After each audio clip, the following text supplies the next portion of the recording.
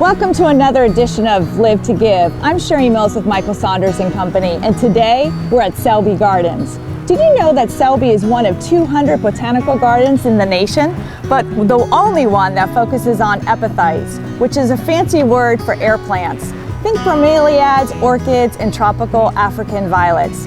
But how many botanical gardens also has this kind of view? We're in a special spot, and today we're going to be talking to the CEO and president.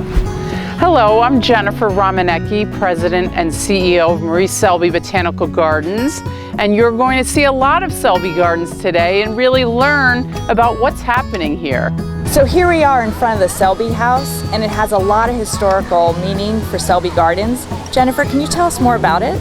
Sure. So this was Marie and Bill Selby's original home, and it was Marie Selby that made the decision to leave her home and property to be a botanical garden for the public to enjoy. And I'm thrilled to say that this past December we reopened the Selby House after an extensive renovation, which really restored the exterior to its 1920s era glory. Wow. And so we really tried to make the house harken back to its original design as much as possible. And at the same time, we put in some hurricane resiliency with new windows and, resilient windows and doors and things, a new roof in order to really secure it for the future. That's awesome. So there's so much that goes on here between the classes and the events and the field trips, and now there's a restaurant and so forth. Tell us more about the behind the scenes, like how many employees do you have? What goes on here? Because I've never even seen a piece of litter on the grounds. It's just like immaculately cared for. Well, so we at Selby Gardens, we have 60 employees, but we have 800 volunteers. Wow. So, there's really an amazing dedicated workforce here at Selby Gardens, working in all areas of the garden, and the volunteers really enable us to accomplish all of our important work. And on an average day, you have school groups here. We educate more than 6,000 school children a year. At the same time, we're doing cutting-edge plant research behind the scenes. We have a full-time research team doing botany and also doing international field work.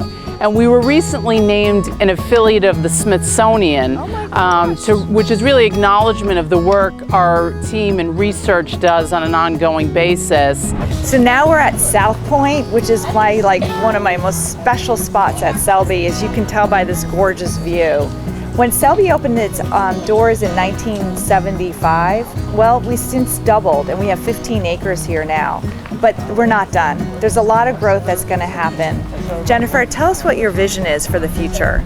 So really, our vision for the future is to be sustainable for the generations to come, and at the same time preserve our critical history.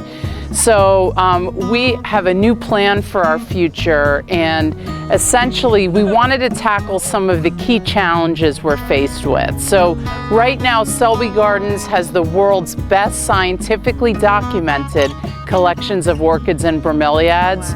And right now they're on the ground in the flood zone and aging infrastructure. So we want to tackle that. Second challenge, which is a better challenge to have, is that we can no longer accommodate the thousands of visitors who want to connect with Selby Gardens. And we're lacking the key infrastructure that a public institution needs, and that's because our land was acquired in parcels over time, and so now we really need to fix our infrastructure to handle the public, including parking and other amenities. In addition, these 15 acres are such an oasis for the city of Sarasota, and at any time the Board of Trustees could have elected to sell parcels for high-density development. We never want that to happen, and we really want to codify the land as a botanical garden to protect it for the generations to come.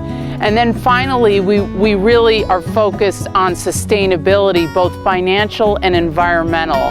And our new plan enables both of those aspects that are important to sustaining our future. What did you think? This place is so special, not just to me, but all the visitors that come through these doors. I'm going to continue to highlight the special spots in Sarasota, but for today, I'm going to leave you here. I'm Sherri Mills with Michael Saunders and Company, and thanks for watching another edition of Live to Give. And as Winston Churchill once said, you make a living by what you get, but you make a life by what you give.